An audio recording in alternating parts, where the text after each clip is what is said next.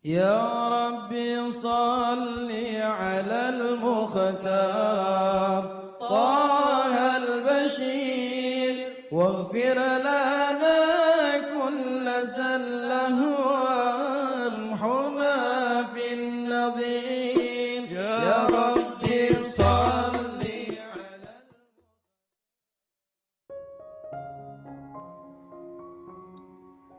Bismillahirrahmanirrahim. Alhamdulillahirabbil alamin. Allahumma salli wa sallim ala sayyidina Muhammadin wa ala ali sayyidina Muhammadin miftahi babi rahmatillah a'dada ma fi ilmillah salatan wa salaman daimaini bidawami mulkillah. Assalamualaikum warahmatullahi wabarakatuh. Sahabat online yang dirahmati Allah, alhamdulillah kita bisa berjumpa kembali. Mudah-mudahan kita senantiasa diberikan kesehatan, umur panjang fi taatillah, juga senantiasa mendapatkan taufik dan hidayah dari Allah Subhanahu wa taala. Pada pertemuan kita kali ini, mari kita ngaji bareng Habibana Novel bin Muhammad Al-Idrus, yaitu belajar bersama cara bahagia yang sangat mudah dan dianjurkan oleh Rasulullah Sallallahu Alaihi Wasallam. Malam ini saya akan kembali mengajak antum semua belajar bahagia. Kan paling enak tuh ya, belajar bahagia. Jadi belajar yang enak. Dan setiap orang kalau ditanya gitu, mau bahagia enggak itu? Jawabannya ini emang pertanyaan gitu ya. Bahagia itu ya sesuatu yang diinginkan oleh setiap orang. Setiap orang pengen bahagia.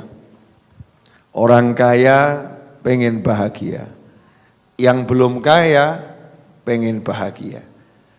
Yang wajahnya cantik, ganteng ya pengen bahagia. Yang belum cantik, belum ganteng juga pengen bahagia. Yang tenar ya pengen bahagia. Yang enggak dikenal orang juga pengen bahagia. Permasalahannya banyak orang itu enggak paham kalau dirinya itu seharusnya wajib bahagia. Ya, seharusnya wajib bahagia karena semua modal untuk bahagia sudah dimilikinya. Semua modal untuk bahagia sudah dimilikinya. Sehingga kalau dia enggak bisa bahagia, itu anehnya luar biasa. Contoh, ini yang saya pegang apa nih? Gelas. Yang saya pegang apa ini? Gelas. Kemudian isinya apa ini? Air. Saya pegang gelas, isinya air, terus saya teriak terus. Haus, haus, haus, haus. Sambil ini gelas saya tenteng kemana-mana isi air. Haus, haus, haus. Kira-kira antum nyebut saya apa?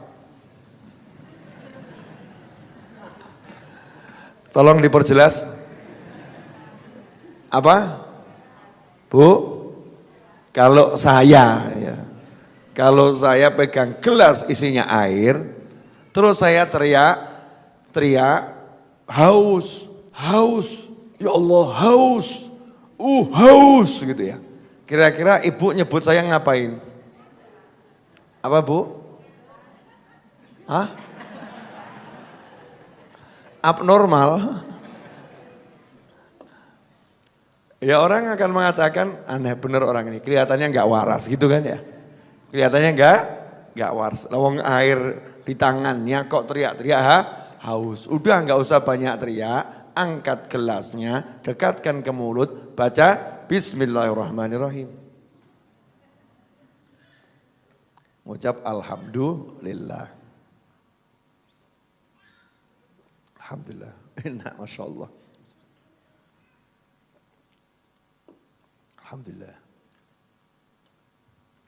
Nah, hampir semua orang yang teriak tidak bahagia, ya mirip yang tadi itu. Aku pengen bahagia, aku pengen bahagia, aku pengen bahagia. Padahal dia sudah memegang semua modal untuk bahagia. Tapi anehnya dia kok teriak-teriak, aku pengen bahagia. Aku belum bahagia. Aneh lah. Kenapa itu terjadi? Jawabannya adalah karena dia tidak mengamalkan apa yang sudah dinasihatkan oleh baginda Muhammad sallallahu alaihi wasallam 1400 tahun yang lalu yang diabadikan dalam kitab Sahih Bukhari dan Sahih Muslim. Dalam riwayat Bukhari dan Muslim, hadis yang saya baca ini yang ada di Sahih Muslim dari sahabat Abu Hurairah radhiyallahu anhu, beliau berkata bahwasannya Rasulullah sallallahu alaihi wasallam bersabda, "Unzuru ila man asfala minkum wa la tanzuru ila man huwa fawqakum fahuwa ajdaru alla tazdaru ni'matallah qala Abu Muawiyah alaikum." Sangat singkat petunjuknya, tapi syarat dengan makna isinya. Di mana Nabi berkata SAW, "Unzuru ila man asfala minkum." Dalam urusan-urusan duniawi, dalam urusan-urusan duniawi. Wajah ganteng, wajah cantik, ini duniawi atau enggak duniawi? Duniawi. Punya rumah, enggak punya rumah, duniawi atau enggak duniawi? Duniawi. Punya kendaraan, enggak punya kendaraan, duniawi atau enggak duniawi? Duniawi. Gajinya besar, gajinya sedikit, duniawi atau enggak duniawi?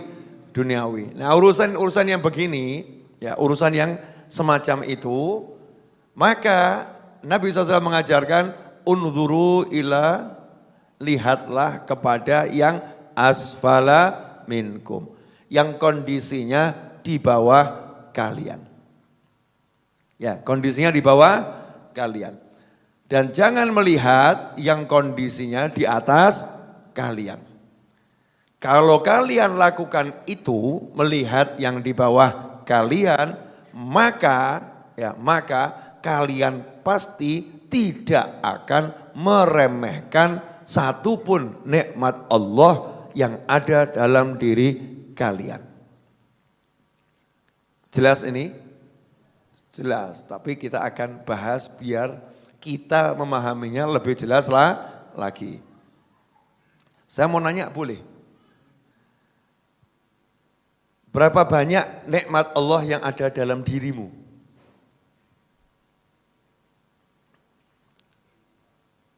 Kok diam semua kenapa? Pertanyaannya mudah ya. Berapa banyak nikmat Allah yang ada dalam dirimu? Nah Allah Ta'ala sudah mengumumkan. Allah sudah mengumumkan. Kalau kamu mau ngitung nikmat Tuhanmu pada dirimu, ya nikmat Allah pada dirimu, lantuh suha, kamu nggak mungkin bisa menghitungnya. Ya jawabannya ya unlimited, nggak bisa dihitung, terlampau banyak. Kalau diterjemahkan bebas, berapa banyak nikmat Allah pada dirimu? Jawabannya nikmat.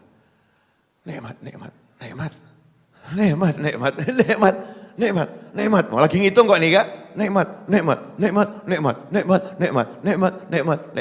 Terus orang itu teriak, umat aku.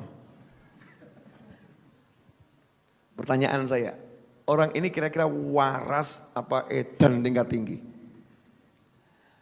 Normal atau sangat tidak normal? Baru saja dia bilang nikmat. Terus dia bilang, umat aku, urip kok kayak gini, hidup kok seperti ini, pusing saya. Pertanyaan saya, ini orang waras atau enggak waras ini? Ini banyak yang diem karena pelaku atau korban. Inilah kita manusia aneh gitu ya, aneh. Kenapa sedemikian banyak nikmat Allah Ta'ala kok sampai enggak bisa dirasakan gitu loh. Sampai enggak bisa dirasakan. Ini pertanyaan yang antum bisa jawab. Dapat kopi enggak tadi? Dapat. Enak atau enggak enak? Ya lumayan, lumayan. Ya, lumayan. Yang jelas enggak jelek gitu ya. Enggak sampai enggak enak. Ya lumayan. Bisa dirasakan toh? Bisa ya. Satu kopi yang saya suguhkan bersama tim ya ditemani roti, roti di suasana hujan yang barusan reda dan mulai agak rintik di malam Sabtu di Masjid Ar-Raudhah, antum bisa mengatakan enak, terasa enaknya. Lah sedemikian banyak nikmat yang lain kok seperti hilang ya, gak kerasa. Nikmat, contoh yang paling gampang, nikmat hidup. Ini masih hidup semua nih. Loh saya harus pastikan, jangan-jangan ini saya melihat arwah gitu loh ya. Ini manusia semua ya. Yakin ini manusia semua? Enggak, ada juga jin cuman enggak kelihatan. Ya, ada juga arwah kaum solihin cuman enggak kelihatan. Yang kelihatan ini alhamdulillah masih hidup, insya Allah panjang umur semua, amin. Sehat walafiat fi taatillah. Hidup ini nikmat atau enggak nikmat? Nikmat. Jadi seharusnya kalau pagi, antum itu girang, loncat-loncat, teriak-teriak, alhamdulillah, urip, alhamdulillah, hidup. Itu kira-kira pantas atau enggak pantas? Sabar. Enggak iso ngerasa, no. Pernah lihat film? Ngaku. Film, pernah lihat film kan? Ya, kalau ada orang dalam satu kondisi, dia itu seharusnya mati. Ya seharusnya mati. Contoh, film-film tuh ya, ditembak. Dus. Ternyata pas di kantongnya ada lencana serif gitu ya. Sehingga pelurunya enggak kena jantung, ternyata kena apa? Kena lencana. Dus. Ya sakit gitu ya, tergeletak dia. Tapi terus dia melek, loh urip aku ya. Ya, aku masih hidup. Senang enggak itu di film itu? Senang kan ya. Wah, tampak bahagianya. Lah kamu bangun tidur pagi-pagi melek masih hidup. Merasakan itu nikmat enggak? Belas. Betul ya? Betul enggak? Belas, zero, enggak kerasa apa-apa. Datar. Bahkan update status, begini lagi. Begini lagi, Masya Allah. Ini kenapa kok sampai nikmat yang besar-besar itu ya, enggak kerasa jadi nikmat. Enggak kerasa nikmat.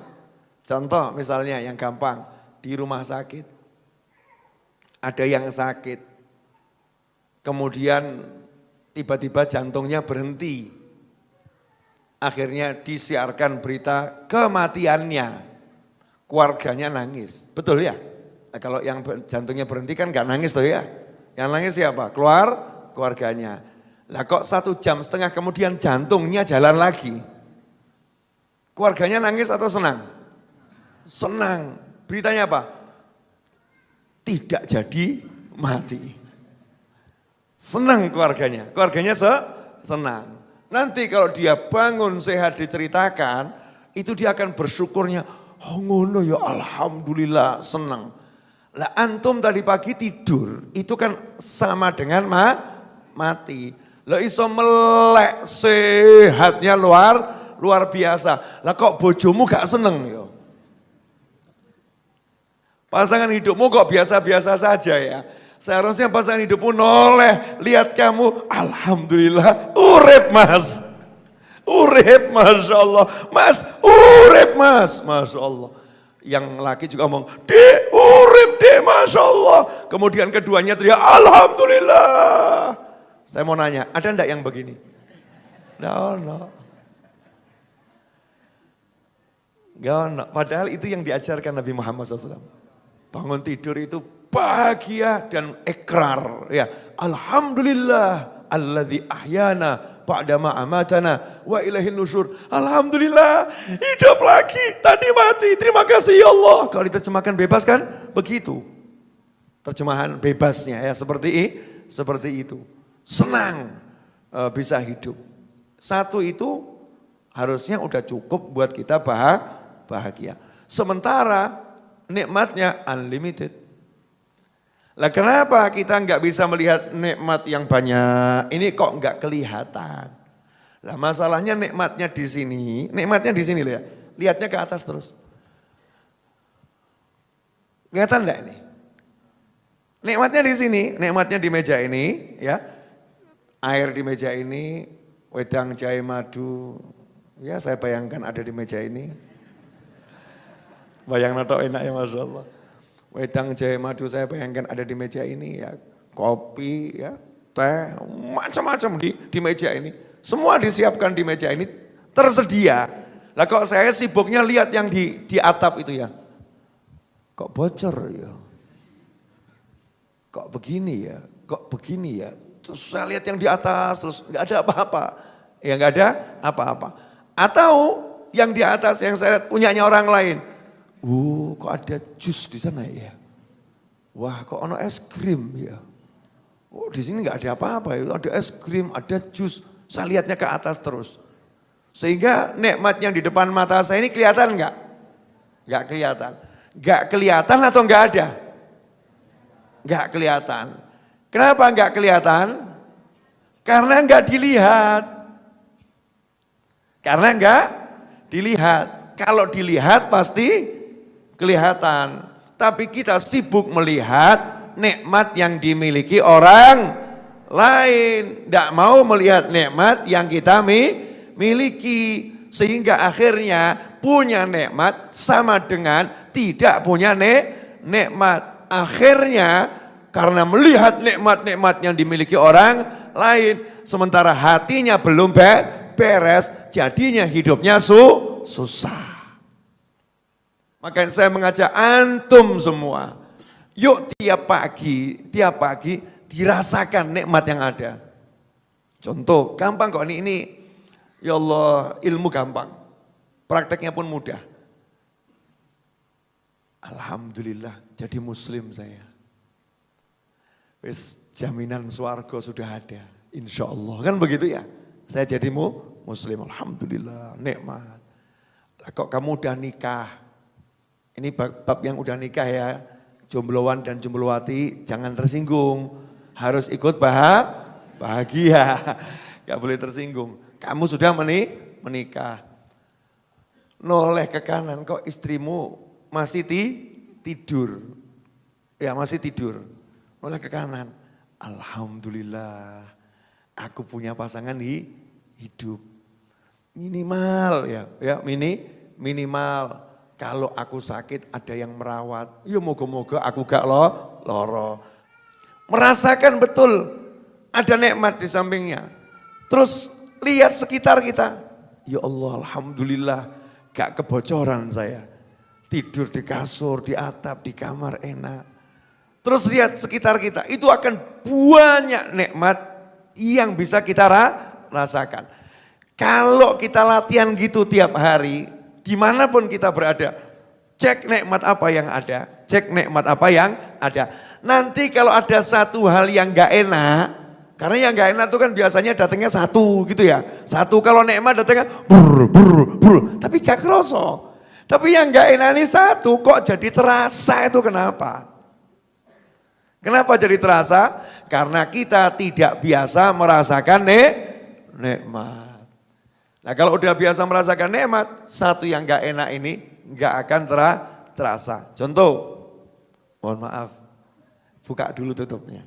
Ya bertahap karena ini masih panas. Makan bagi pecinta durian, makan durian itu enak enggak? Enak ya? Durian, makan durian, wah susah dibayangkan, harus dipraktekkan soalnya. Ya. Udah pokoknya makan durian, enak atau gak enak? Enak.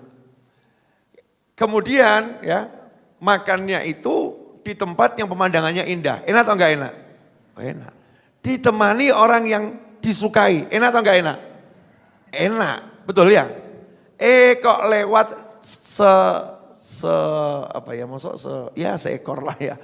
Dibilang seekor ya kecil loh. seekor lalat. Lalat itu seekor atau sebuah? Seekor ya, tapi terlalu kecil. Tetap namanya seekor ya. Seekor lalat. Lalat nih datang. Duren. Enak. Pemandangan bagus.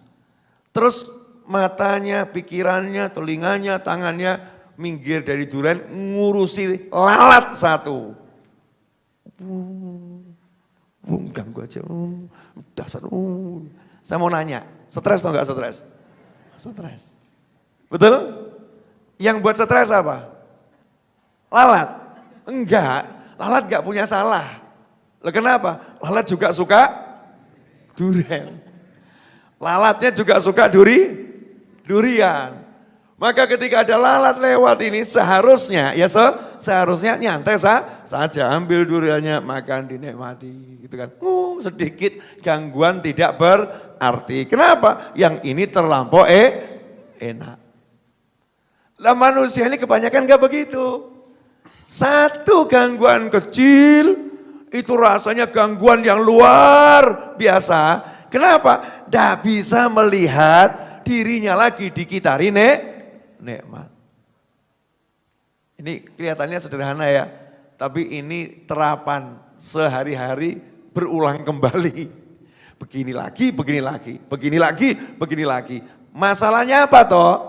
Makanya saya kalau kedatangan orang bilang, Beb, saya sakit. Sekarang saya mau nanya, ini saya sakit gak nih? Saya ini sakit gak nih sekarang ini? Hah? Enggak? Gak punya perasaan.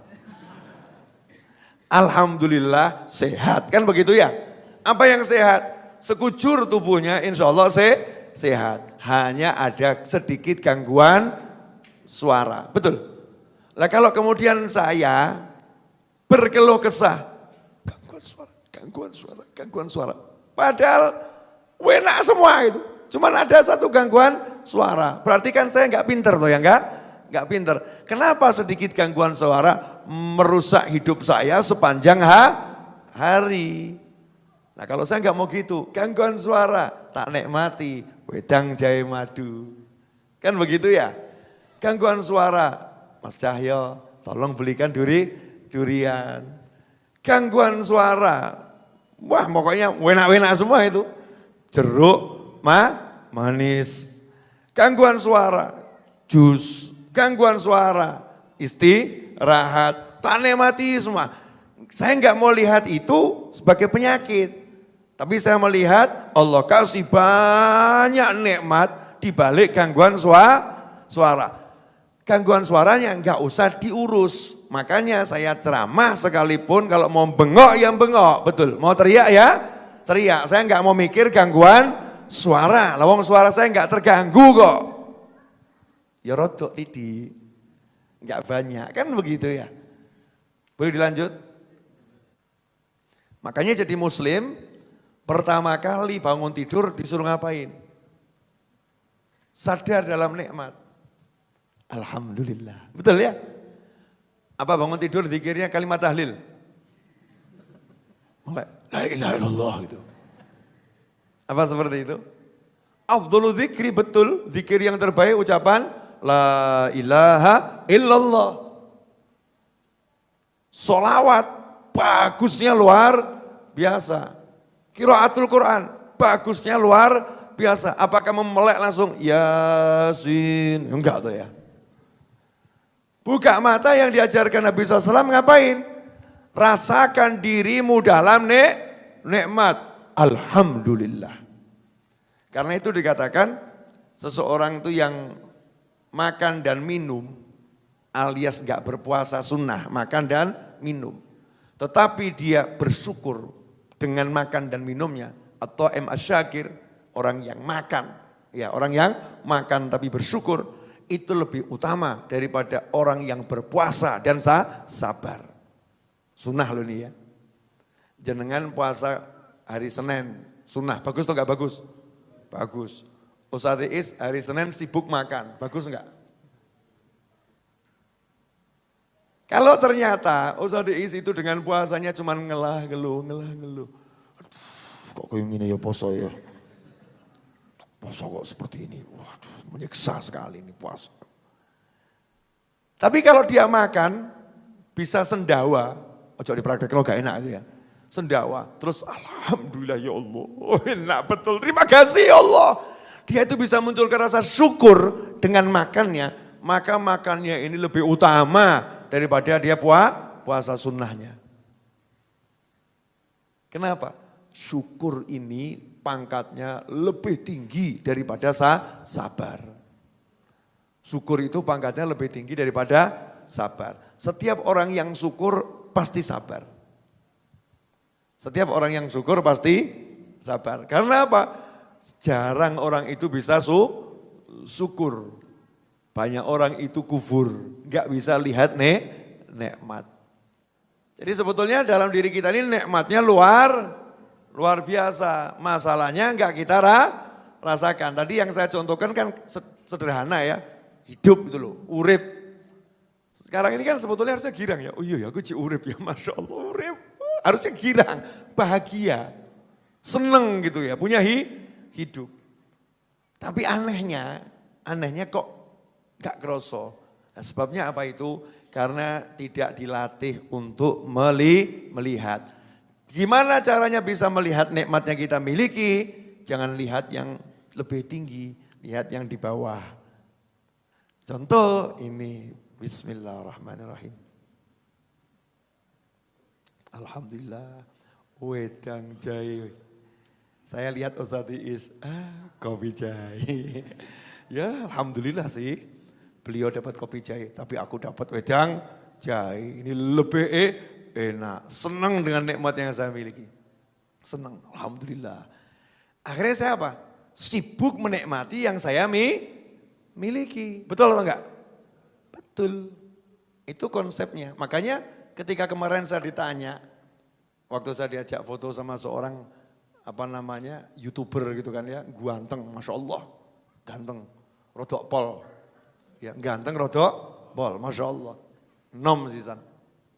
Ada yang nanya sama saya, Beb, ganteng siapa Beb sama Habib? Dia atau Habib itu? Wong saya ini kan biasa melihat kepada yang di bawah, enggak yang di atas gitu tuh ya. Nah kalau mau di-compare sama yang di atas. Jawaban saya sederhana, lah kalau saya bilang ganteng saya kan nanti saya sombong. Tapi kalau saya bilang ganteng dia kan saya kufur nikmat. Paham enggak? Nah, ya kalau enggak paham enggak apa-apa, enggak perlu. Ini levelnya orang-orang yang paham ya. Kalau saya bilang ganteng saya, nanti saya sombong. Tapi kalau saya bilang ganteng dia, saya kufur nikmat. Maksud saya apa?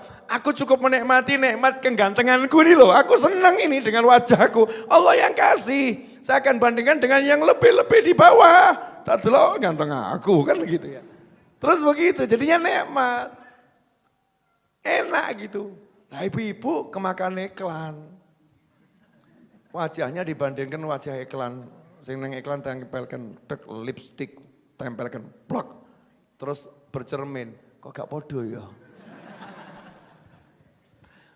Kok beda?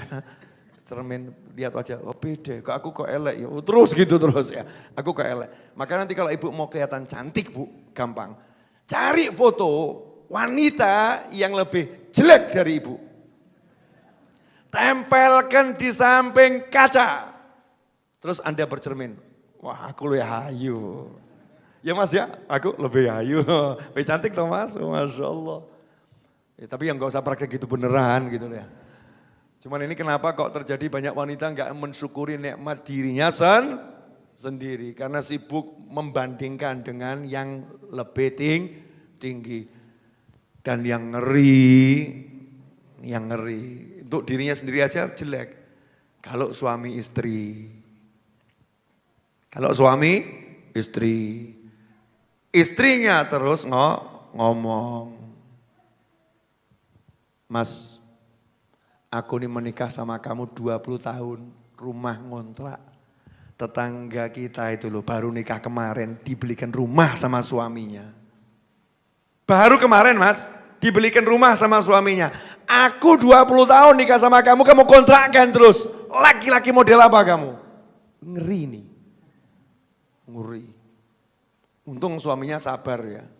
Suaminya nggak sabar apa? Bubar. Kalau suaminya nggak sabar, bubar. Suaminya sabar, tapi namanya sabar berarti dalam tekanan. Kesian suaminya. Ya suaminya kesian. Makanya banyak itu suami yang stres WA saya. Kesian. Masya Allah. Ya di samping juga istri-istri yang stres ya WA. Suami stres juga WA. Gimana Bib, suami saya begini. Yang satu gimana Bib, istri saya begini. Itu tak delok WA-WA-nya ini kita di jolno apik gitu ya. Tapi hidup kan gak begitu. Setiap orang punya ujiannya sendiri. Nah solusinya ternyata setelah saya pelajari hidup sampai usia saat ini. Solusinya itu gampang. Ya ini hadits ini. Udah pokoknya yang kita miliki ini bandingkan dengan yang lebih susah. Selesai. Mesti enak. Rumah ngontrak. Wah ada yang ngontrak aja gak bisa kok. Wah ada yang diusir dari kontrakan.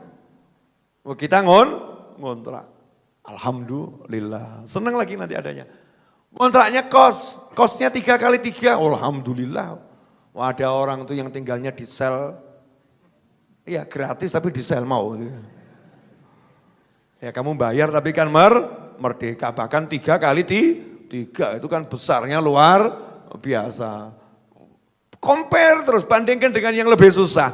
Pasti nanti akan senang. Oh iya bisa ketawa. Begitu bandingkan sama yang lebih besar. Sengsara. Nah saya mau kasih resep buat yang rumahnya sempit. Pengen merasakan rumah yang luas, mau Jumat malam Sabtu datang ke Majelis Ar-Raudhah. Masuk sini. Jembar. Iya. Rumah siapa? Oh rumah saya. Gitu kan ya. Rumah saya kalau Jumat malam Sabtu datang di sini merasa jembar. Besoknya ya subuh-subuh pergi ke Masjid Agung Solo. Masya Allah, luwih jembar meneh. Besar, betul kan ya? Jembar. Malam Kemis datang ke tempatnya Habib Syekh. Apik omahku. Ya, malam Jumat datang ke Masjid Riyadh. Besar rumahku. Sehingga kalau ditanya sama orang, gimana rumahmu? Gede. Ternyata dia nggak pernah ada di rumah. Ya, di rumahnya cuman kalau mau tidur. Betul kan ya? Jadi hidupnya itu bahagia, enggak perlu punya rumah yang besar. Tapi menikmati rumahnya orang-orang yang rumahnya besar. Enak atau enggak enak? Enak. Bapak punya mobil? Wah enggak perlu. Kenapa? Oh saya bisa naik tanpa punya kok. Ternyata tiap hari itu numpang temennya terus kan enak ya. Gonta ganti mobil. Enggak pakai merawat, enggak pakai mikir macam-macam. Enak, syukur ya Alhamdulillah. Ini kalau bisa begitu hidup itu enak. Dan itu semua simple cara mengelola hati. Nah itulah bedanya orang yang alim, yang punya ilmu dengan orang yang enggak punya ilmu. Yang punya ilmu itu kenapa bisa mudah bahagia? Karena tahu cara mengelolanya. Contoh-contoh nih, maaf, bismillahirrahmanirrahim, tak ambil. Buat contoh. Ini apa ini? Jahe ya, jahe. Jahe ini kalau masih belum dikasih air, baru diambil dari tanah dicuci, kamu kremus. Enak enggak? Enggak enak. Betul ya? Enggak enak. Nah, punya ilmu, jahenya dimasukkan di dalam air panas. Diaduk, diseruput. Jadinya enak enggak? Enak.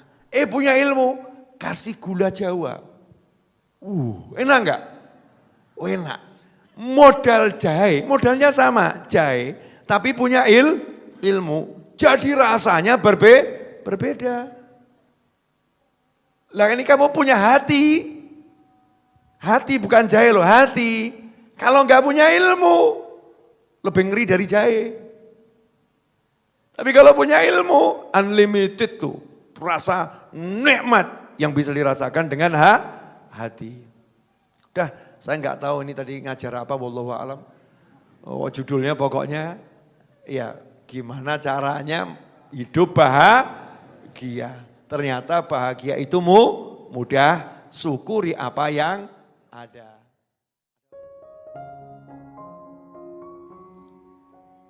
Alhamdulillah kita telah menyimak penjelasan dari beliau.